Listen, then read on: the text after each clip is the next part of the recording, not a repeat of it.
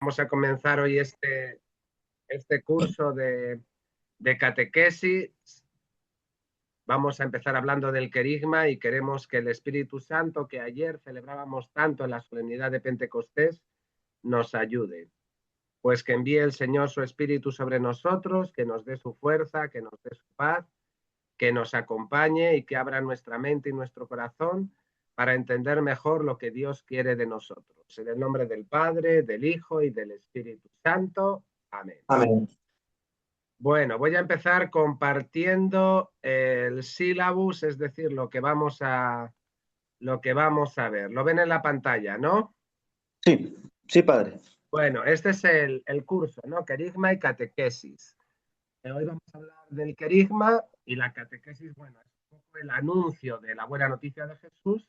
El querigma es el primer anuncio y la catequesis es la profundización, ¿no? Hablaremos también de la pedagogía catequética, de ser catequista y de hacer catequesis, ¿no? El libro, bueno, ahora se lo voy a enseñar porque como estoy compartiendo no me saca mi cámara, pero bueno, el libro ya le he puesto en el que nos vamos a basar, uno de Álvaro Ginel, ser catequista, hacer la catequesis, ¿no? Los objetivos, pues es conocer lo que es el querigma y por qué es fundamental y saber lo que es la catequesis y la pedagogía catequética, ¿no? Y la metodología, pues en el aula será expositiva y participativa. Yo expondré y después de cada punto pediré a alguien si no lo ha entendido, tiene alguna cosa, pues lo dice. Y al final del tema, si alguien quiere preguntar algo, también.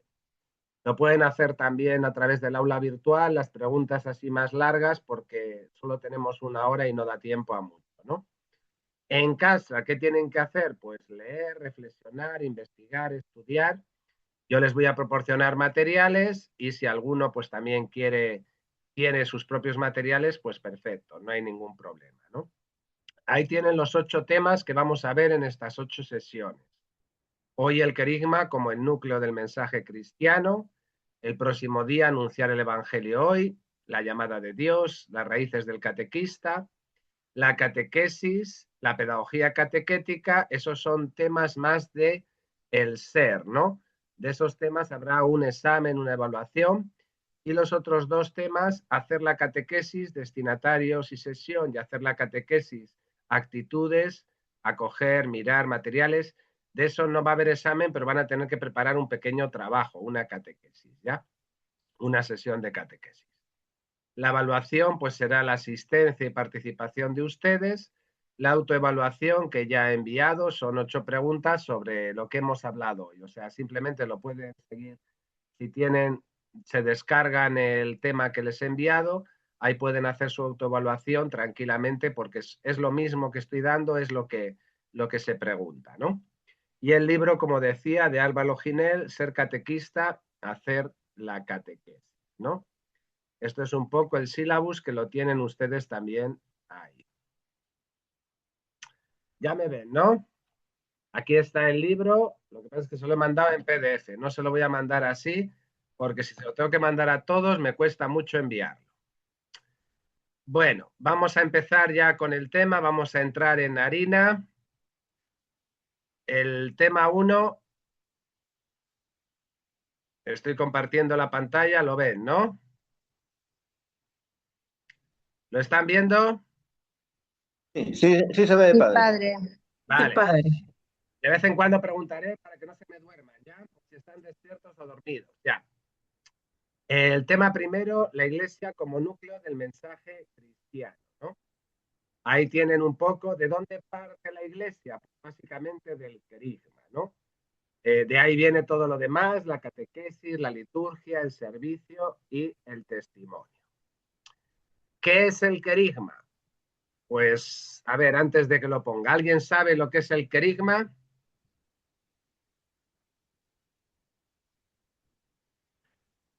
¿Saben qué es el querigma? A ver, Padre, buenas. buenas, Padre, buenas. dime. Padre, bueno, el querigma es anuncio de la palabra, evangelización. eh, Eso entiendo por querigma, Padre. ¿Ya? ¿Alguien más quiere hablar? En el chat nos dicen sí, el anuncio. ¿Alguien más quiere decir algo? Padre, el querigma es el anuncio principal y fundamental de la fe cristiana. María, perfecto. Bueno, vamos a continuar. El querigma, como han dicho, es la proclamación o anuncio solemne y público que hicieron los discípulos de Jesús, diciendo que el crucificado había resucitado. Básicamente el querigma lo podemos resumir en eso. ¿Qué anunciaban los apóstoles? Jesús, que había muerto, está vivo y resucitado. El que ha muerto ha resucitado. El crucificado está vivo. Eso es un anuncio solemne, público. Eso básicamente es el querigma. La palabra griega se puede escribir con I o con Y. Con I es castellanizado, latinizado, y con Y es como se escribiría en griego. Querigma, con la Y. Si alguien sabe griego, puede leer ahí querigma en griego también, ¿no? ¿Qué significa esta palabra griega? Significa proclama, declaración o bando, ¿no? Es más preciso que nuestro término predicación. O sea, el querigma sería una proclamación, una declaración, algo que hay que hacer público, ¿no?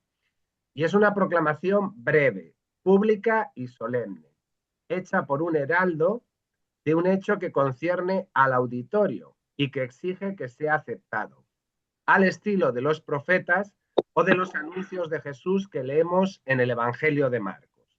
¿Qué dice Marcos 1:15? Se ha cumplido el tiempo y está cerca el reino de Dios. Conviértanse y crean el Evangelio. Esas son las primeras palabras de Jesús en el Evangelio de Marcos, ¿no? Eso es una proclamación, un anuncio, un querigma. No es lo que decimos nosotros como querigma, lo que decían los apóstoles. Claro, esto es lo que decía Jesús, ¿no? Jesús dice, se ha cumplido el tiempo, está cerca el reino de Dios, conviértanse y crean, ¿no? Ese era el querigma de Jesús, la proclamación primera, así breve, pública y solemne. O en Lucas, cuando Jesús está en la sinagoga de su pueblo, en Nazaret, y ha cogido el rollo del profeta Isaías y ha proclamado lo que dice el profeta Isaías, el Espíritu de Dios está sobre mí porque me ha ungido, me ha enviado. Al final, ¿qué dice? Hoy se ha cumplido esta escritura ante sus oídos. Eso también sería un querigma, ¿no? O sea, una proclamación pública, breve, hecha por un heraldo, un emisario, alguien enviado a el público. Pero propiamente para nosotros el querigma es un exclusivo del Nuevo Testamento, ¿no? ¿A qué llamamos querigma ahora los cristianos? No a cualquier proclamación, a cualquier bando, a cualquier proclama. Llamamos querigma al anuncio de Jesús vivo y resucitado. En el Nuevo Testamento aparece 61 veces, ¿no? El éxito o fracaso de este anuncio querigmático no depende del que lo proclama, ¿no? A veces decimos, pero es que yo no sé hablar, yo no valgo, yo no soy bueno, yo no tengo buena retórica, me trabo con las palabras, soy tímido. Eso no depende de ti. O sea, el querigma no viene de abajo, no es algo nuestro, viene de arriba, de Dios. No es un mensaje que nosotros elaboramos.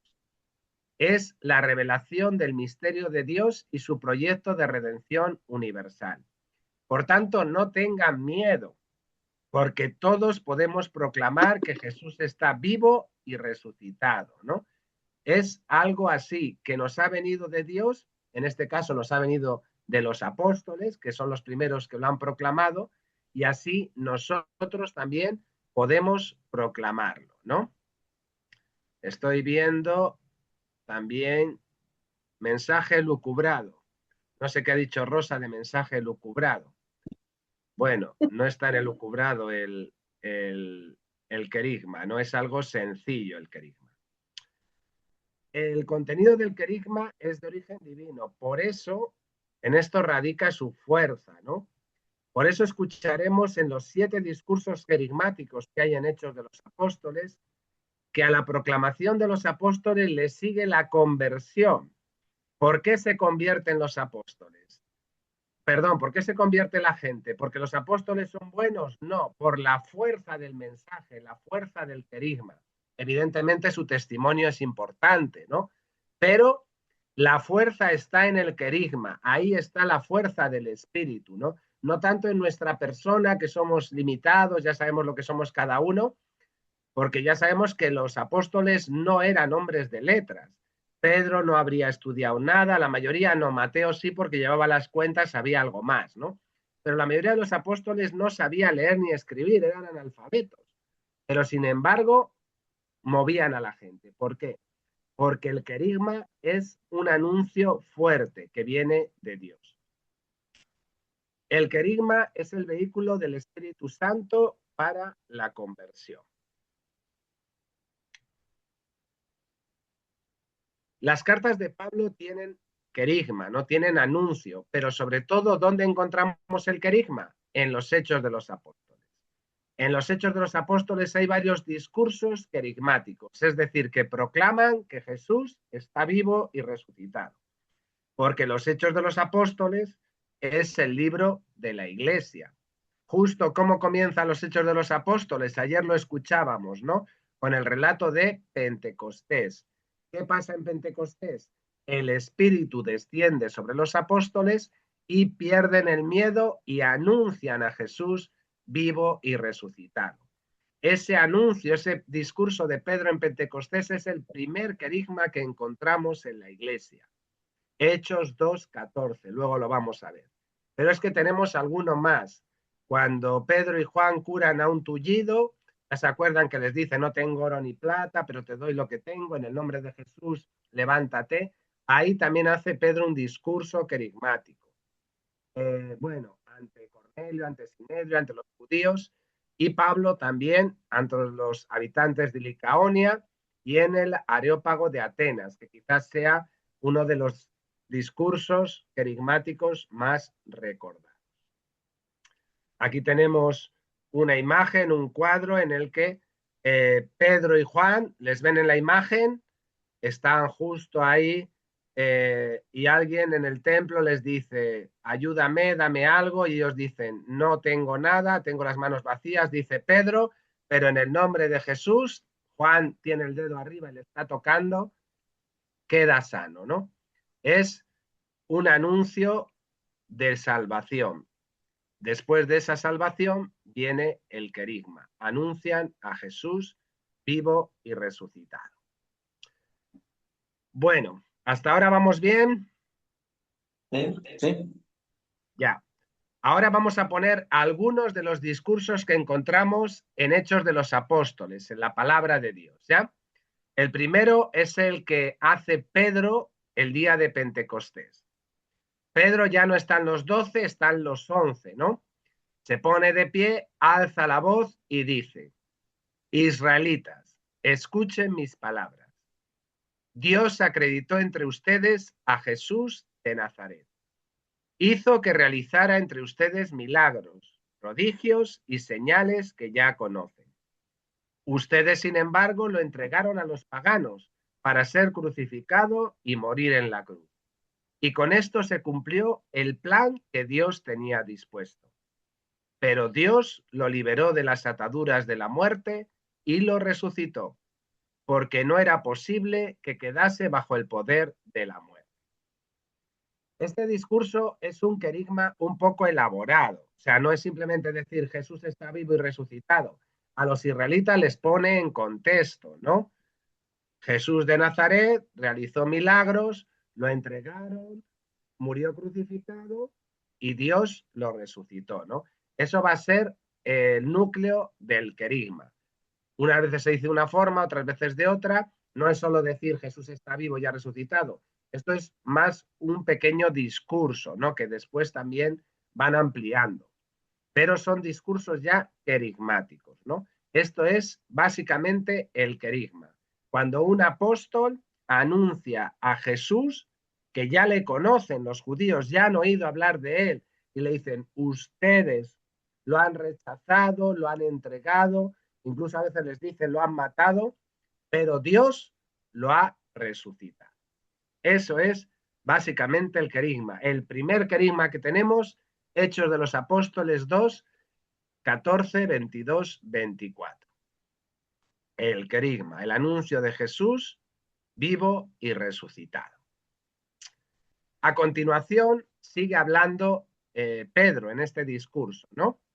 Para que no sea yo solo el que se me oiga y la gente se duerma por una sola voz, voy a pedir a alguien que lo lea porque lo tienen en sus pantallas. Así que a una persona que abra el micrófono y lea este texto. Yo lo leo, padre. Perfecto. Es un hecho que Dios resucitó a Jesús. De esto todos nosotros somos testigos. Después de haber sido exaltado a la derecha de Dios, ha recibido del Padre el don que había prometido. Me refiero al Espíritu Santo que acaba de derramar sobre nosotros, como ustedes están viendo y oyendo. También es cierto que David no subió al cielo, pero estas palabras son suyas. Dios el Señor a mi Señor. Siéntate a mi derecha hasta que ponga a tus enemigos debajo de tus pies. Sepa entonces con seguridad toda la gente de Israel que Dios ha hecho Señor y Cristo a este Jesús a quien ustedes crucificaron. Hechos 2, Es 32 al 36. Es la continuación del discurso de Pedro, que ahora mete a otro protagonista, que es el Espíritu. Claro, acaban de recibir el Espíritu porque es Pentecostés, ¿no? Y ese Espíritu es el que les ha dado la fuerza, la valentía, el poder para hablar así de Jesús vivo y resucitado. Incluso hablan de David. Claro, los judíos realmente saben quién es David, ¿no? Y uno de los títulos de Jesús va a ser Hijo de David, ¿no? Aquí tienen también otra predicación. Bueno, otra imagen, otro cuadro con la predicación también de los apóstoles. Y aquí tenemos otro discurso. Ya no es el capítulo 2 de Hechos, sino el capítulo 3. A ver quién puede leer. Otra persona. Yo, padre. Uh-huh. Israelitas, ¿por qué se quedan tan maravillados? Ustedes nos miran como si hubiéramos hecho caminar a este hombre por nuestro propio poder o santidad. Pero no, es el Dios de Abraham, de Isaac y de Jacob, el Dios de nuestros padres, el que acaba de glorificar a su siervo Jesús. Ustedes lo entregaron y cuando Pilato decidió dejarlo en libertad, renegaron de él. Ustedes pidieron la libertad de un asesino y rechazaron al santo y al justo. Mataron al Señor de la vida, pero Dios lo resucitó de entre los muertos, y nosotros somos testigos de ello. Ese es el momento en el que Pedro y Juan, que hemos visto la imagen, esa pintura, pues dan salud a uno que está enfermo, ¿no? Y claro, ellos dicen, no es cosa nuestra, es cosa de Dios. No hemos hecho nosotros caminar a este hombre por nosotros. Es el Dios de Abraham, de Isaac, de Jacob, que este es un mantra que se repite en el Antiguo Testamento. Si leen muchos textos del Antiguo Testamento, ¿cómo se presenta Dios? Yo soy el Dios de Abraham, de Isaac, de Jacob. Yo soy el Dios de Abraham, de Isaac, de Jacob. Son los primeros padres en la fe, los patriarcas de Israel, ¿no? Después ya se revela como Yahvé, ¿no? Yo soy el que soy, yo soy el que está, el que seré, se puede traducir de muchas maneras. Pero Pedro es consciente de que los que le escuchan son judíos y habla de ese Dios de los judíos, ¿no? Que ha glorificado a Jesús. Pero les echa la culpa, les dice, ustedes lo entregaron y cuando Pilato quería dejarlo en libertad, renegaron de él, ¿no? Y rechazaron al santo y al justo. Mataron al Señor, pero Dios lo resucitó. Y dice algo importante al final, nosotros somos testigos de ello. Acabamos de pasar todo este largo tiempo pascual, ¿no? Desde la Pascua de Resurrección a Pentecostés, el tiempo pascual ha sido el tiempo de los hechos de los apóstoles. Todos los días escuchábamos lecturas de los hechos, testimonios de los apóstoles llevando el mensaje de Jesús. Ser testigos es lo que hicieron los apóstoles y lo que nos toca ahora hacer a nosotros, ¿no? Para poder anunciar también el querigma. Ahí tienen otra imagen de un mosaico. Paz a vosotros, ¿no? Pax Vox. Ahí está con Aquí, los 11, ¿no? sí, ahí están 11, claro. Los 11 apóstoles. Aquí tenemos el texto de Pablo en el Areópago de Atenas, ¿no? Yo he tenido la suerte de estar en Atenas y justo en el lugar donde Pablo hizo su discurso está todo el discurso, está en griego evidentemente y en otras lenguas, pero es muy bonito porque tú puedes llegar allí, puedes leer el texto que está en Hechos de los Apóstoles, ahí está, ¿no? Lo tenemos ahí. En el mismo Areópago, 20 siglos después, está el recuerdo de que ahí Pablo predicó a Jesús, ¿no? ¿Y cómo lo hizo? Porque Pablo ya no hablaba a los judíos. En Atenas ya no eran judíos, eran paganos, ¿no? Eran gentiles. Ya no tenían todo ese bagaje, esa tradición judía. Ya no les va a hablar del Dios de Abraham, del Dios de Isaac, de Jacob. Tiene que hacerlo de otra manera. Y así les habla Pablo. A ver, alguien que lea. Yo, padre. Perfecto. Eh, entonces Pablo se puso de pie en medio del areópago y les dijo: ciudadanos de Atenas, veo que son personas sumamente religiosas. Mientras recorría la ciudad contemplando sus monumentos sagrados, he encontrado un altar con esta inscripción: al Dios desconocido. Pues bien, lo que ustedes adoran sin conocer es lo que yo vengo a anunciarles. El Dios que hizo el mundo y todo lo que hay en él no vive en santuarios fabricados por humanos, pues es Señor del cielo y de la tierra, y tampoco necesita ser servido por manos humanas. Pues, ¿qué le falta al que le da todo, el que le da a todos la vida, el aliento y todo lo demás? Habiendo sacado de un solo tronco toda la raza humana, quiso que se estableciera sobre la faz de la tierra y fijó para cada pueblo cierto lugar y cierto momento de la historia. Amén. Sigue, sigue. Cierto momento de la historia, ya me perdí. Habían de buscar por, habían de buscar por sí mismos a Dios, aunque fuera a tientas. Tal vez lo encontrarían. En realidad no está lejos de cada uno de nosotros, pues en Él vivimos, nos movemos y existimos.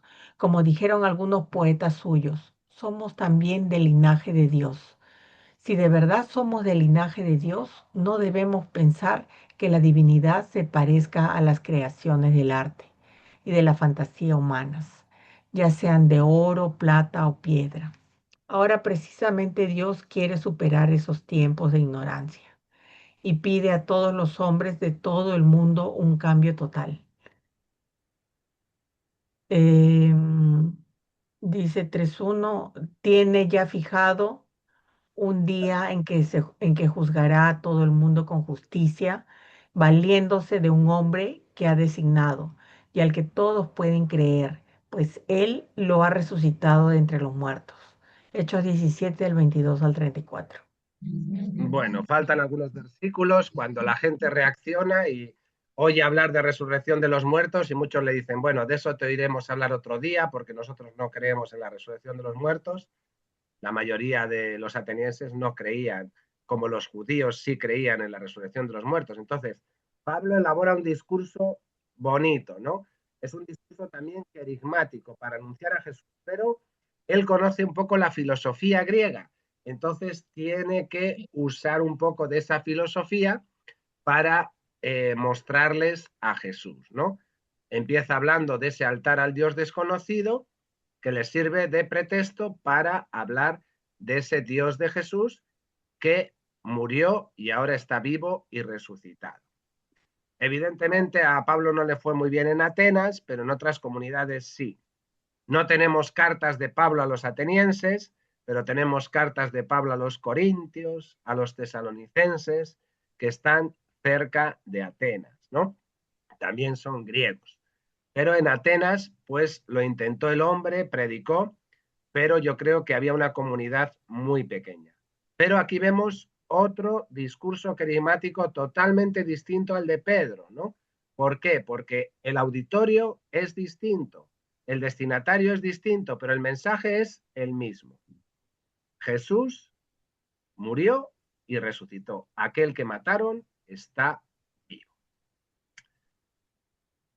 Los discípulos anunciaron de forma breve e interpelante el hecho de la resurrección de Jesús, para atraer la fe en él y reconocer lo que Dios había realizado mediante la persona de su Hijo. Por tanto, el querigma es el corazón del Evangelio, porque es el primer anuncio, es lo primero que anunciaron y lo primero que hemos de anunciar nosotros, ¿no? No solo de palabras, sino también con nuestra vida. Bueno, aquí tienen lo que es el querigma, la palabra griega, primer anuncio, proclamar el amor de Dios, la salvación, la muerte y resurrección y el llamado a la conversión. Vale, ese era el primer punto. ¿Qué es el querigma? ¿Está bien? ¿Lo han entendido? ¿Alguna duda? ¿Preguntas? No, está bien, padre. Sobre este primer punto, ¿vamos bien? Sí. Sí, Sí. padre. Padre, Yo una creo- consultita, padre Ricardo. Dime. Disculpe, ¿se puede entender el querigma solo como una proclamación al anuncio central de nuestra fe católica? Bueno, es el anuncio de la muerte y resurrección de Jesús. No es la fe católica, así como lo entendemos en el catecismo. Eso es el segundo paso. O sea, el primer paso es simplemente, claro, lo puede hacer un católico, lo puede hacer un evangélico, cualquier cristiano puede anunciar el querigma, evidentemente, porque es el Porque anuncio de que Jesús ah, murió y resucitó. No es exclusivo de los católicos el querigma, ¿ya? El querigma lo puede anunciar cualquier cristiano, cualquiera que crea en Jesús, su anuncio primero va a ser ese, ¿no? Su vida es, mi vida ha cambiado porque me he encontrado con Jesús vivo y resucitado, ¿no? Aquel que murió ha resucitado, pero eso es para todos los cristianos. Estamos al inicio de la iglesia. En ese momento no hay ni ortodoxos, ni católicos, ni nada. Simplemente son los apóstoles, las primeras comunidades, anunciando el mensaje de Jesús.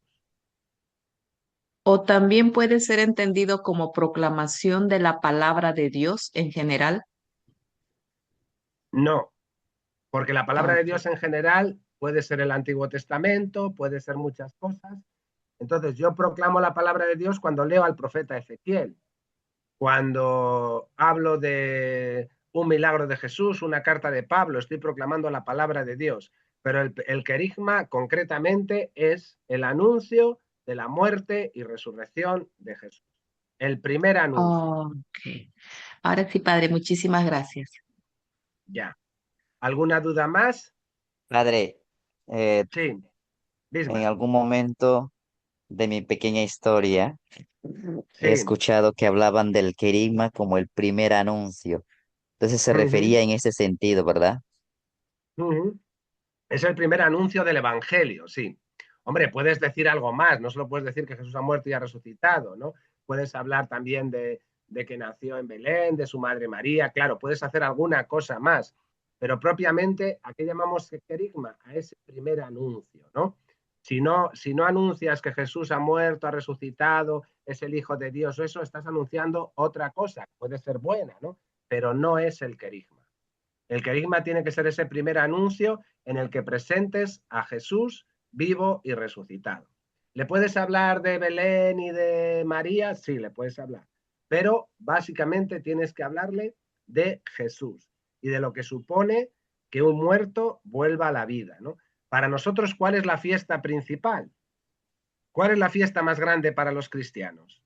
La resurrección de nuestro Señor. La Pascua de Resurrección es la principal fiesta. La segunda, Pascua de Navidad, Encarnación. La tercera, Pascua de Pentecostés. Pero la primera es la resurrección. Con lo cual, si nosotros no anunciamos la resurrección, ¿qué estamos anunciando muchas veces? Digo como primer anuncio, ¿eh? No estoy hablando ya como catequesis, formación, educación, que hay que hablar de muchos temas. Pero el querigma en los apóstoles y en la iglesia actual es el anuncio de Jesús muerto y resucitado. Padre, buenas noches. Buenas noches. No sé si me escuchan, soy Pedro. Sí, Pedro. Quiero hacer alguna observación sobre el querigma, porque el querigma prácticamente es una proclamación, es un anuncio de la resurrección del Cristo, porque el querigma no hubiera existido, no hubieran anunciado si Cristo no hubiera resucitado.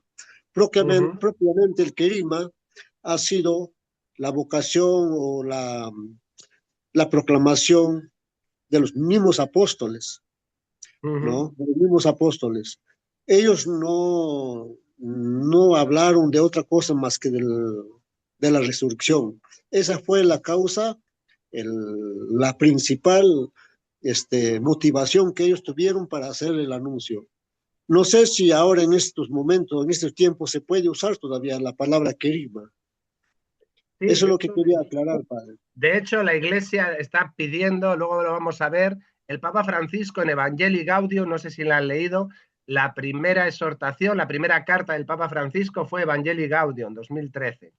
Él nos dice, aparte de hablar de la alegría del Evangelio, nos dice, la catequesis ahora tiene que ser querigmática y mistagógica. Ya voy a explicar luego lo que es. Pero, ¿qué quiere decir? Que tiene que tener como centro el querigma, ¿no?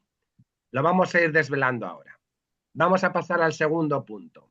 Origen, Gracias. contenido y destinatarios. El origen del querigma está en la fe que la resurrección de Jesús suscitó entre sus discípulos. Con el arresto de Jesús ya sabemos que creyeron que llegaba el final de su aventura, ¿no? Lo abandonaron, pensaban regresar a su pueblo. La resurrección no estaba entre sus expectativas. Por eso les costó creerla, ¿no?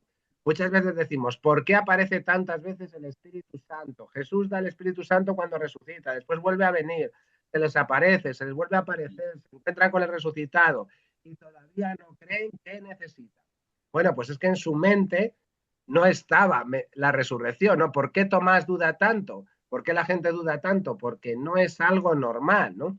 En aquella época pueden creer en la resurrección al final de los tiempos, ya. Cuando muramos todos ya resucitaremos, pero que alguien resucite cuando ha muerto, bueno, al tercer día, pues la verdad es que les cambió los planes, ¿no? Por eso se resistían.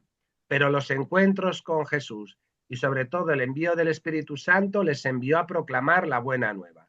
Ya lo hemos visto. ¿Cuál es el querigma? Jesús de Nazaret, el que había sido crucificado, ha resucitado.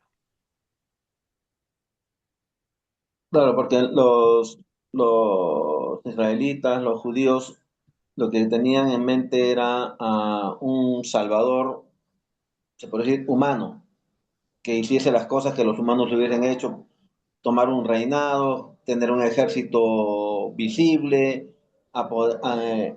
empoderarlo en la tierra. Eso era lo que ellos esperaban.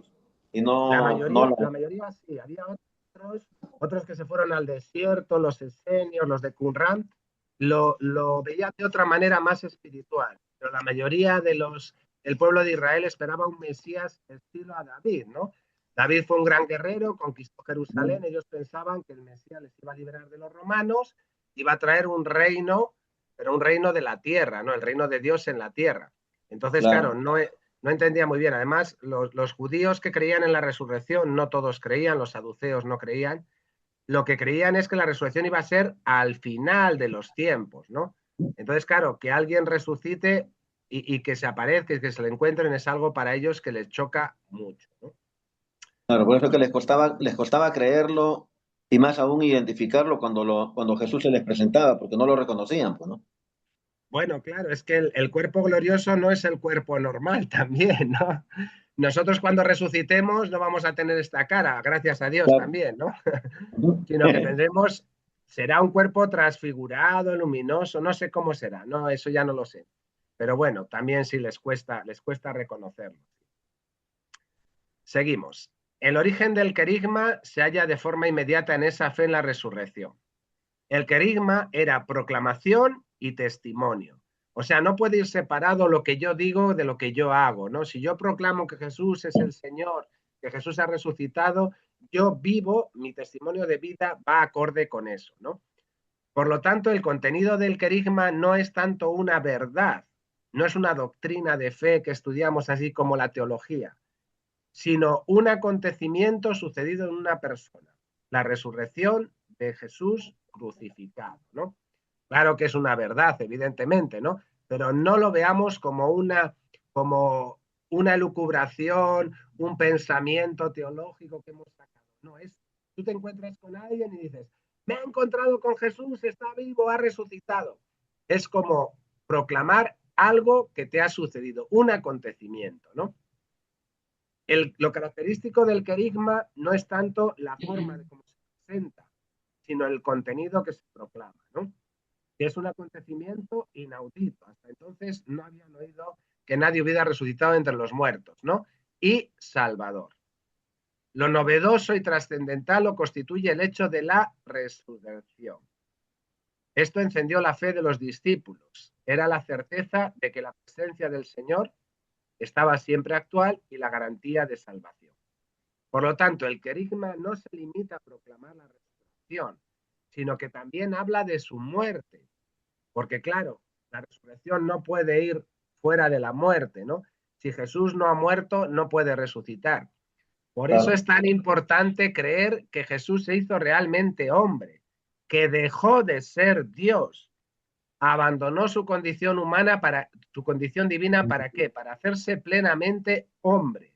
Y como hombre tuvo que nacer, tuvo que tomar leche, tuvo que aprender a leer, a andar, a comer, todo.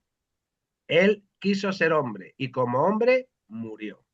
Si nosotros decimos que no, es que era el hijo de Dios, es que no sé qué, ya, era el hijo de Dios, pero dijo, yo no quiero ahora ser Dios, yo me voy a hacer uno de ustedes con todas las consecuencias. Por eso es tan importante la parte de la muerte unida a la resurrección, porque Jesús es plenamente humano. Claro, porque también, perdón, padre, porque cuando se les presenta a los apóstoles, una de las cosas que les dice, denme algo de comer. Bueno, sí, pero eso ya es un relato muy elaborado teológicamente, porque eso es un relato eucarístico, ¿ya? Entonces, no pensemos que las apariciones de Jesús sucedieron exactamente como nos la cuentan, ¿no? Tenemos que ponernos en la mentalidad de los que las escribieron y decir, ¿por qué aparece así Jesús diciendo, denme de comer, ¿no? Porque después Él es el que prepara la mesa, Él es el que asa el pescado, que es un símbolo cristiano, ichthys, ¿no? El pescado, y les alimenta a ellos. Es más un encuentro eucarístico que un encuentro para decir que Jesús, como tenía cuerpo, tenía hambre. Tampoco hay que sacar las cosas a veces tanto de sitio, ¿no? Seguimos. El querigma estaba destinado a todos, ¿no? ¿Quiénes son los destinatarios del querigma? Todas las personas, judíos, gentiles. Por eso, ese ansia de Pablo de llegar hasta Roma, ¿no? Porque Roma es la capital del imperio y de Pedro, claro. Entonces, quieren llegar hasta el fin de la tierra. El fin de la tierra en aquel tiempo era España. Finisterre es un pueblo de España en la costa gallega, el último pueblo de España, así, Finisterre, fin de la tierra. ¿Se le fue el audio, padre? Padre, no se le escucha. ¿No se me escucha? No, por un momento se le fue el audio. ¿Y ahora ya está? Sí, ahora sí. Ah, vale. Ha habido un problema de conexión. Bueno, pues decía eso, que querían llegar al final de la tierra. Algunos dicen que Pablo tenía previsto llegar a Hispania, ¿no? Que era el fin de la tierra conocida entonces, ¿no? Occidentalmente, no orientalmente. Y entonces, el querigma, ¿para quiénes? Para todos. El anuncio de Jesús es para todos, ¿no? Por eso esa predicación y por eso se extendió tan rápido el anuncio de Jesús, ¿no? Porque los apóstoles querían llevar ese anuncio salvador a todos. Y sobre todo ese anuncio, ¿no? Jesús muerto y resucitado. El crucificado está vivo, ha resucitado. Bueno, ¿vamos bien? Sí. El segundo punto era origen, contenido y destinatario. Ahora vamos a ver un poco la evolución del querigma, ¿no? El querigma, claro, no es un resumen ni una síntesis del Evangelio, sino que es como su núcleo, su fuente. A partir de ahí se desarrolla la predicación y después se ponen ya por escrito los evangelios, que es lo que conocemos, ¿no? ¿Cómo comienza todo? Con unos pescadores de Galilea anunciando que Jesús está vivo y resucitado. Después van hablando de lo que se acuerdan de Jesús. Oye, ¿te acuerdas de Jesús cuando estábamos a la orilla del lago que empezó a decir felices los que lloran, felices los que... Oye, ¿te acuerdas que le dio la vista a un ciego? Oye, ¿te acuerdas? Esa ya empieza a ser la predicación, ¿no? Porque Jesús hizo esto, porque nosotros nos enseñó a rezar, y después de ese relato oral vienen los relatos escritos, ¿no? Los evangelios no se escribieron nada más morir Jesús, tardaron varios años. Lo primero fue el querigma, después de ese núcleo del querigma salió la predicación y después salieron los evangelios, ¿no? Cada evangelista según su diferencia cultural, ¿no? Si Mateo era judío y Lucas era más griego, pues su evangelio lo escriben distinto y lo escriben con destinatarios distintos. El querigma proclamado a los judíos de Judea no se podía proclamar en el mundo pagano de la misma manera, pues desconocían el Antiguo Testamento. Entonces, cuando escuchemos un querigma en Hechos de los Apóstoles que hable de cosas del Antiguo Testamento, está dirigido a judíos. Cuando habla de otras cosas, está dirigido a paganos. ¿Por qué? Porque a ellos les puedes hablar del Antiguo Testamento, pero no van a entender nada. En cambio, los judíos sí que lo entienden porque lo han mamado, lo han vivido, ¿no? Entonces, había que adaptar el lenguaje. ¿Quién fue un campeón de adaptar el lenguaje? Pablo. Pablo era judío, era romano y conocía la cultura griega, ¿no? Tenía como las tres culturas en sí. Entonces fue la pieza fundamental para que el mensaje de Jesús, la buena noticia de Jesús, traspasara continentes. Fue el que cruzó de Asia a Europa, llevando la buena noticia de Jesús. La proclamación de la buena noticia de la resurrección tenía como finalidad interpelar e invitar a la conversión. Es decir, no solo aceptar el anuncio, sino aceptar a la persona de Jesús, ¿no? O sea, no es solo que te cuenten algo, oye, ¿te lo crees? Bueno, me lo creo que este hombre haya hecho no sé qué, pero ya que ese hombre sea el Hijo de Dios, que ese hombre sea no sé qué, eso ya es otra cosa. Pero cuando predican, cuando dicen el querigma, es para que la gente crea, para que se convierta, ¿no? Es una proclamación que espera ser aceptada y acogida. El querigma trae consigo una nueva comprensión de la vida. Por eso exhorta a la conversión, llama a la conversión, a cambiar de vida, a ver las cosas de otra manera, desde otro punto de vista. Ya tu Señor, tu Dios, va a ser este, porque encontrarse con Jesús te cambia la vida. Eso es un poco la evolución del querigma. ¿En el catecismo de la Iglesia Católica se habla del querigma? Sí. El catecismo ya saben que es del año 92 o 93, no me acuerdo ahora mismo. Bueno. Sitúa el querigma como la raíz de toda la fe, el credo y la evangelización, ¿no? Y ahí hay unos números que hablan propiamente del querigma. Alguien antes me preguntaba, ¿ahora actualmente también se sigue hablando del querigma? Sí.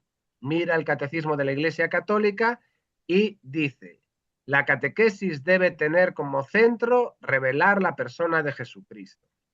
Y el catecismo cita a San Pablo para decir que el evangelio es querigma. Lo que en primer lugar os transmití fue lo que a mi vez yo recibí, que Cristo murió por nuestros pecados según las Escrituras, que fue sepultado y que resucitó al tercer día según las Escrituras. Eso escribe Pablo a los Corintios en su primera carta. ¿Y cuál es el objetivo del querigma? Pues provocar el encuentro personal con Cristo, ¿no? Lo mismo que servía para todos los es lo que sirve para ahora, ¿no? Que cambie la vida. Como decía el Papa Benedicto XVI, no se comienza a ser cristiano por una decisión ética, por una gran idea, sino por enamorarse de Cristo. Y el Papa Benedicto XVI también decía, Jesús es el rostro humano de Dios y el rostro divino del hombre, ¿no? Ahí tenéis el catecismo, no sé si tu catecismo será naranja como el que tenía yo en España o tendrá otro color, pero bueno, todos sabemos lo que es el catecismo, la importancia que tiene para la catequesis. En el catecismo también diferencia lo que es el querigma y la catequesis.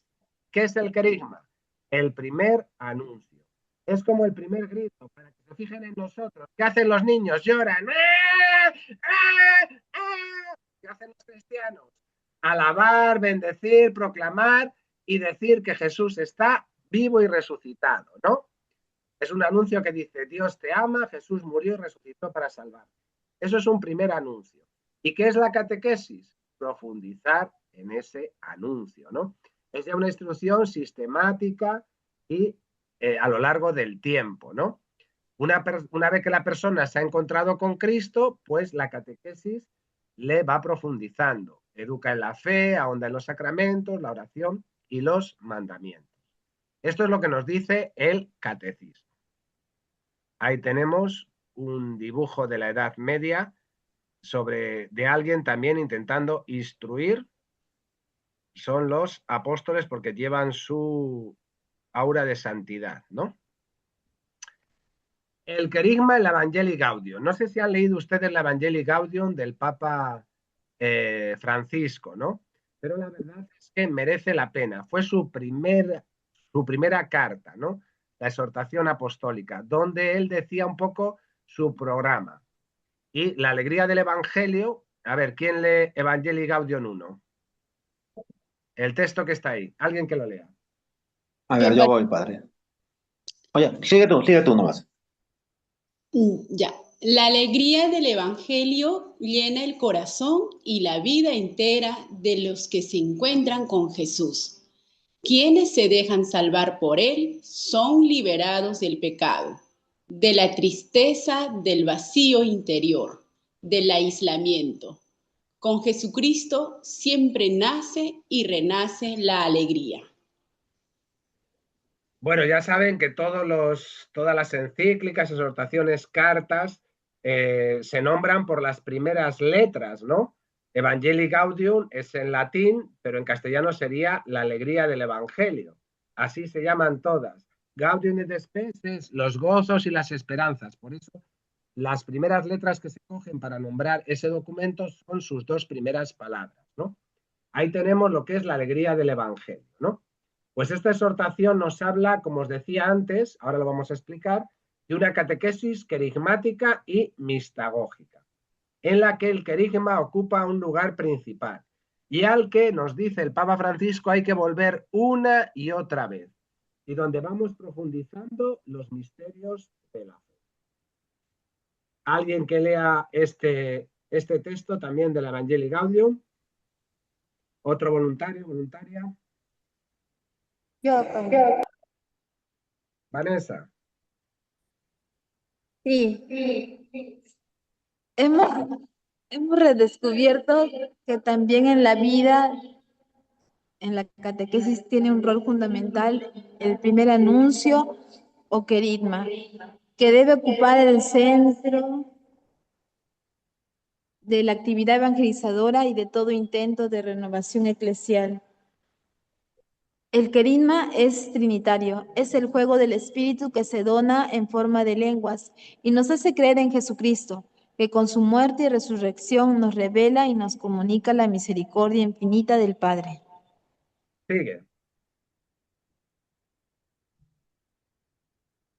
Sigue leyendo. Vanessa.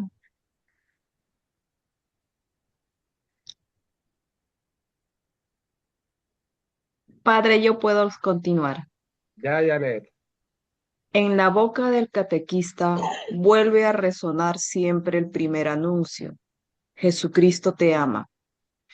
Dio su vida para salvarte y ahora está vivo a tu lado cada día, para iluminarte, para fortalecerte, para liberarte. Cuando a este primer anuncio se le llama primero, eso no significa que está al comienzo y después se olvida o se reemplaza por otros contenidos que lo superan. Es el primero, es un sentido cualitativo, porque es el anuncio principal, ese que siempre hay que volver a escuchar de diversas maneras y ese que siempre hay que volver a anunciar de una forma o de otra a lo largo de la catequesis, en todas sus etapas y momentos.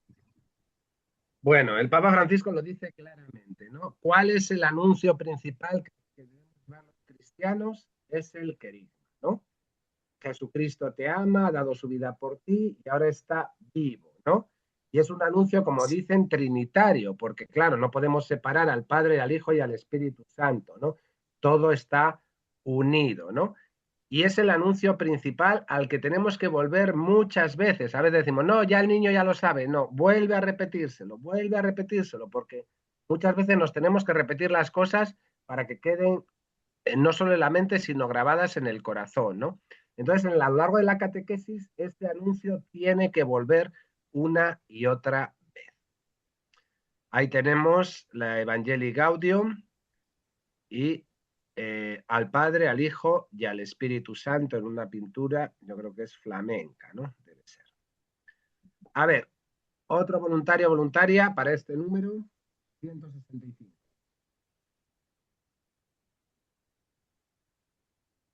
A ver, padre, buenas noches. Yo, Cristian Pangoa.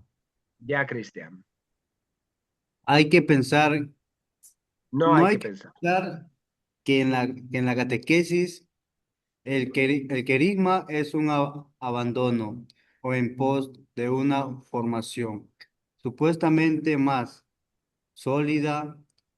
Nada hay más sólido, más profundo, más seguro, más denso y más sabio que ese anuncio. Toda formación cristiana es ante todo la profundización del carisma. Sé que va haciendo carne cada vez más mejor y que nunca deja de iluminar la tarea catequística y que permite comprender adecuadamente el sentido de cualquier tema que se desarrolle en la catequesis. Claro, al ser el carisma el centro, de alguna manera todo lo que estamos diciendo lleva a ello. Es como la Eucaristía, ¿no? De alguna forma es el culmen de nuestra fe, porque ahí tiene el alimento de la palabra, el alimento del cuerpo y la sangre, y de alguna forma es nuestra fuente, pero a la vez es la que nos empuja, ¿no? La Eucaristía. Vamos a ella alimentarnos y a la vez vamos a formar la comunión de la iglesia, somos enviados, ¿no? Pues el querigma en la catequesis es lo mismo, como que siempre hay que volver a ello, ¿no? Porque es de alguna forma lo que da fuerza a cualquier enseñanza catequética. El Papa Francisco nos habla también de las repercusiones comunitarias y sociales del primer anuncio, ¿no? No es solo decir Cristo ha resucitado, sino que tiene un contenido social. En el corazón del Evangelio está la vida comunitaria y el compromiso con los demás. El contenido del primer anuncio tiene una repercusión moral cuyo centro es la caridad. ¿Qué significa esto? Es como las dos monedas del amor a Dios y al prójimo. Jesús no dijo solo ama a Dios, ¿no? ¿Qué dijo? Ama a Dios y ama al prójimo, ¿no? Los dos mandamientos principales son dos, no uno solo. Amar a Dios sobre todas las cosas y al prójimo como a ti mismo. Pues aquí en el anuncio es lo mismo, ¿no? Si tú de verdad anuncias que Jesús ha resucitado, tu vida no puede estar al margen de los demás, ¿no? Tiene una repercusión social, moral en tu vida y sobre todo en la caridad con los más necesitados.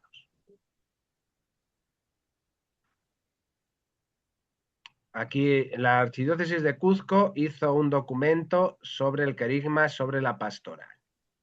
Bueno, y finalmente, catequesis querigmática, catequesis mistagógica, ¿no? Estas palabras, ¿qué significan? Bueno, pues la catequesis querigmática, como acción misionera de la Iglesia, está destinada a todas las personas que no conocen a Jesús o a las que dentro de la Iglesia necesitan ese primer anuncio porque se les ha olvidado, porque nunca se le han dado, por lo que sea. Se despliega en 3 pasos. La presencia y el testimonio, suscitando interés por el Evangelio y en un tiempo de búsqueda y maduración que llamamos precatecumenado.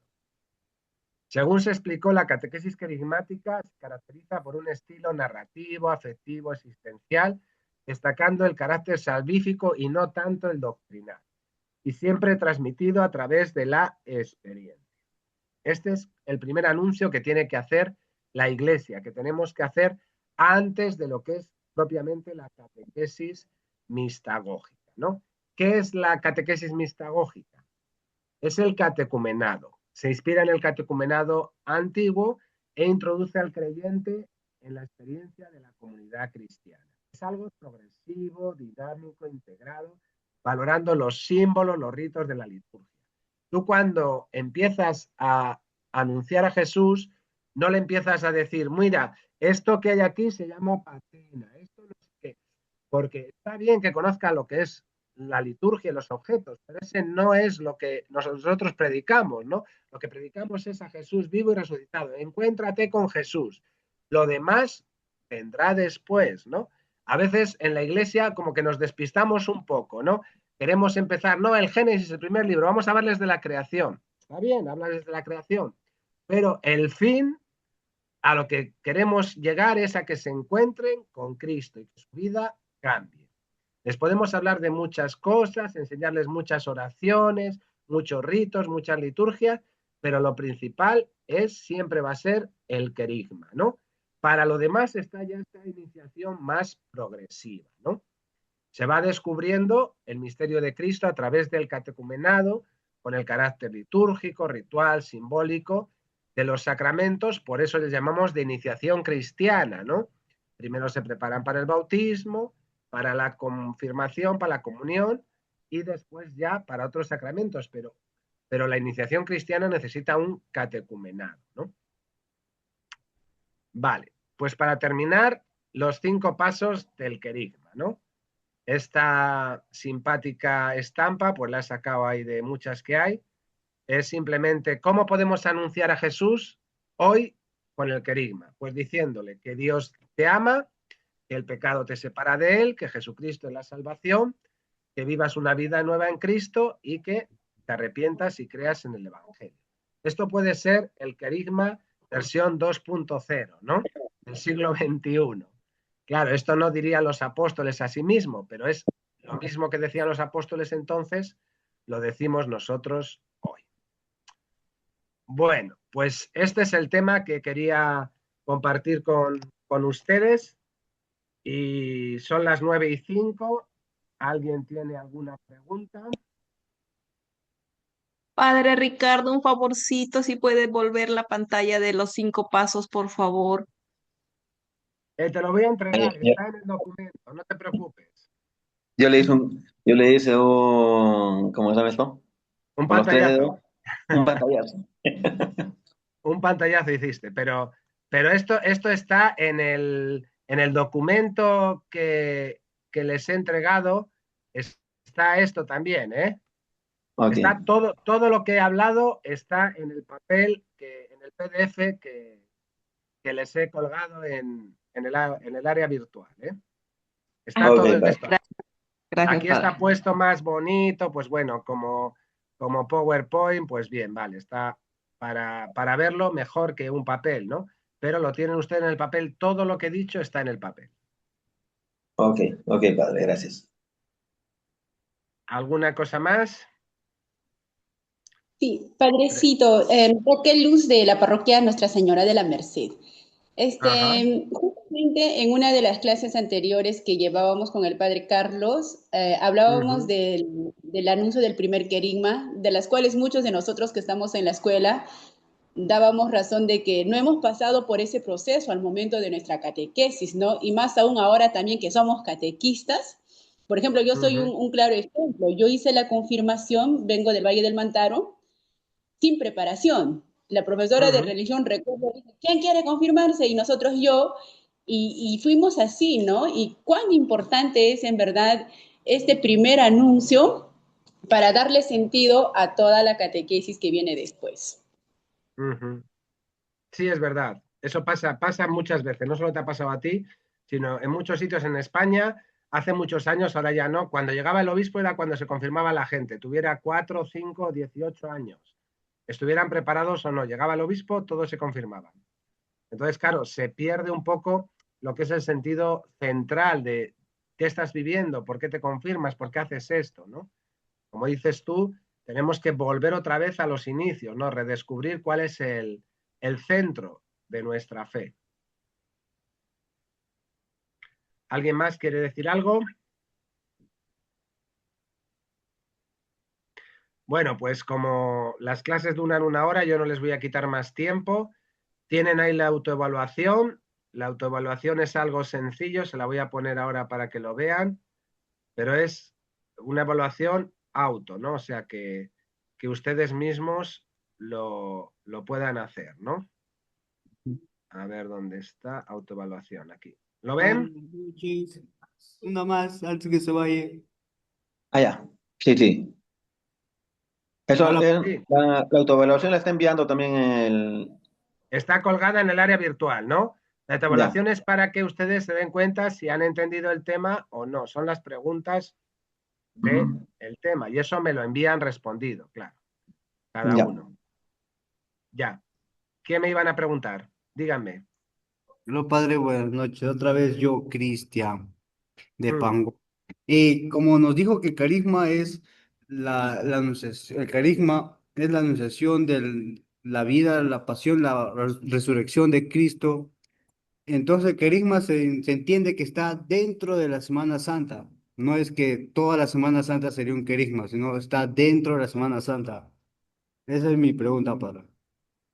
Bueno, el querigma es el anuncio de Jesús vivo y resucitado, Jesús muerto por nosotros, vivo y resucitado. La Semana Santa sería cómo se expresa ese querigma en la religiosidad popular, ¿no? En cada sitio se expresa de una manera, ¿no? Pero ahí se profundizan muchos momentos, sobre todo de la pasión y muerte de Jesús, ¿no? Y finalmente de la resurrección, pero a veces se pone más énfasis en la pasión, en la muerte, y se olvida un poco para el final la resurrección. Pero bueno, eso sería más como una visualización del querigma según la religiosidad popular de cada lugar, ¿no? Porque en cada sitio lo viven de una manera, o sea, en unos sitios hay cofradías, en otro hay otra cosa, en un lugar hacen el Jueves Santo mucho más especial, en otros es el Viernes Santo, en otros visitan las iglesias. O sea, aunque la Semana Santa es igual para todos, pero en cada lugar lo celebran de una manera, ¿no? Pero eso ya sería un paso posterior al querigma, ¿no? Querigma es simplemente anunciar a Jesús vivo y resucitado, el amor de Dios, sería algo mucho más sencillo.